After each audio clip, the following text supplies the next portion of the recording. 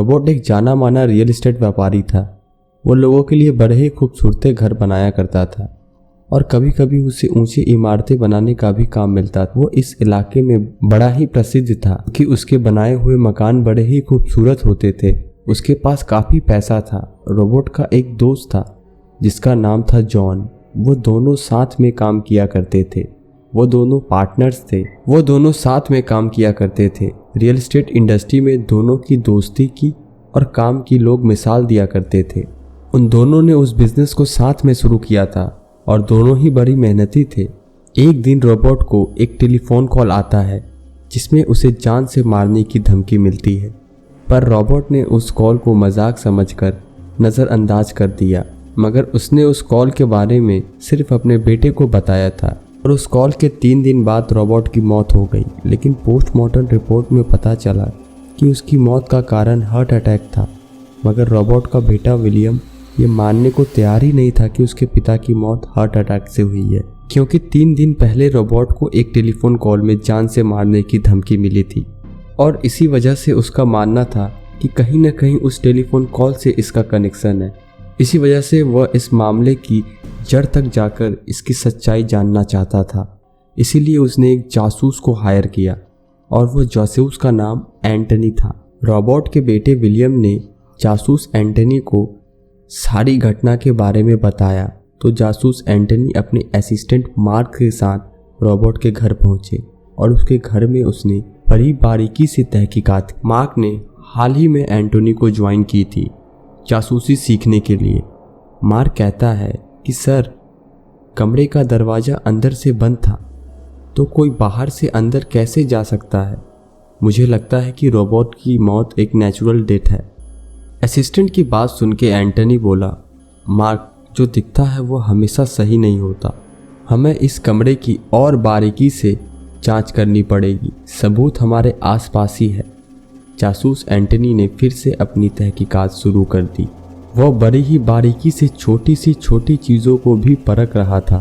तभी कमरे में रखी मेज़ की दराज में रखे कागजातों में एंटनी को एक मेडिकल रिपोर्ट मिली जिसके अनुसार रोबोट दिल का मरीज था। तो जासूस एंटनी ने रोबोट की दवाइयाँ तलाश करनी शुरू कर दी। रोबोट की कबोर्ड में एंटनी को उसकी दवाइयों वाली एक शीशी मिली। एंटनी ने शीशी को हाथ में पकड़कर अपने आंखों के सामने लाया और बड़े ही गौर से देखा।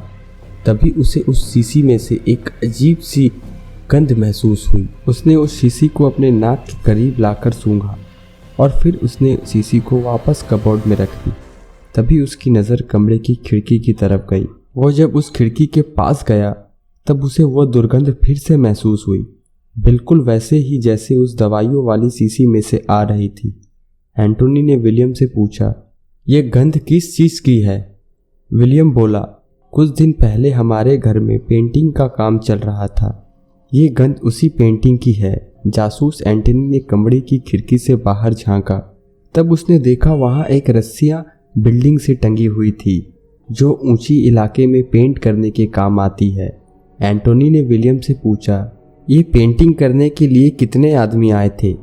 विलियम ने बताया 3 पेंटर्स थे जो पिछले 4 दिन से काम कर रहे थे। अब जासूस एंटनी को इस केस में नई दिशा मिल गई थी। एंटनी ने अपने असिस्टेंट माइकल को कहा, जाओ और उन तीनों पेंटर्स की पूरी जानकारी लेकर आओ। असिस्टेंट गया और उसने शाम तक उन तीनों पेंटर्स की पूरी कुंडली निकालकर एंटनी को दी। एंटनी ने उन तीनों पेंटर्स की जानकारी को अच्छे से स्टडी किया और अब एंटनी उन तीनों पेंटर्स के बारे में सारी जानकारी जानता था। उनका नाम, उनका पता, वो कितने सालों से पेंटिंग का काम कर रहे थे, वगैरह वगैरह। एक पेंटर का नाम था डेविड। जासूस एंटनी को डेविड पर शक हुआ। एंटनी और उसके असिस्टेंट डेविड के घर पहुंचे, पर डेविड घर पर नहीं था, वह जा चुका था। एंटनी के असिस्टेंट माइकल ने उससे पूछा, सर, आपको ऐसा क्यों लगता है कि यह मर्डर डेविड ने किया होगा? एंटनी बोला, माइकल, अगर तुमने उन तीनों पेंटर्स की जानकारी को अच्छे से स्टडी किया तो तुमने गौर किया होगा कि बाकी के पेंटर्स पिछले 10 साल से पेंटिंग का काम में है, पर डेविड ने यह काम केवल 2 महीने पहले ही शुरू किया और डेविड पहले भी छोटे मोटे केस में जेल जा चुका है। मुझे पूरा यकीन है कि रोबोट की मर्डर में डेविड का हाथ है, क्योंकि कमरे की तलाशी लेते वक्त मैंने दवाइयों की शीशी को गौर से देखा था, उसमें कोई भी फिंगरप्रिंट नहीं थे, जबकि उसमें रॉबर्ट के फिंगरप्रिंट होने चाहिए थे। किसी ने दवाइयों की शीशी के साथ छेड़छाड़ किया था और अपने फिंगरप्रिंट को पूछने के चक्कर में उसने रॉबर्ट की फिंगरप्रिंट को भी मिटा दिया। और एक बात, उस शीशी में से पेंट की दुर्गंध भी आ रही थी। ये पक्का डेविड का ही काम है, लेकिन हमारे पास ज़्यादा सबूत नहीं है, तो अब हमें डेविड से ही कबूल करवाना पड़ेगा। शायद उसने पैसे लेके रॉबर्ट का कत्ल किया। तब असिस्टेंट माइकल बोला, रॉबर्ट का कत्ल करने के लिए डेविड को पैसे किसने दिए थे? एंटनी बोलता है, जैसे हमने डेविड का पता लगाया उसी तरह हमें उस आदमी का भी पता लगाना पड़ेगा। दोस्तों, इसका अगला भाग कल रात 10 बजे हम अपने YouTube चैनल पर रिलीज़ करेंगे।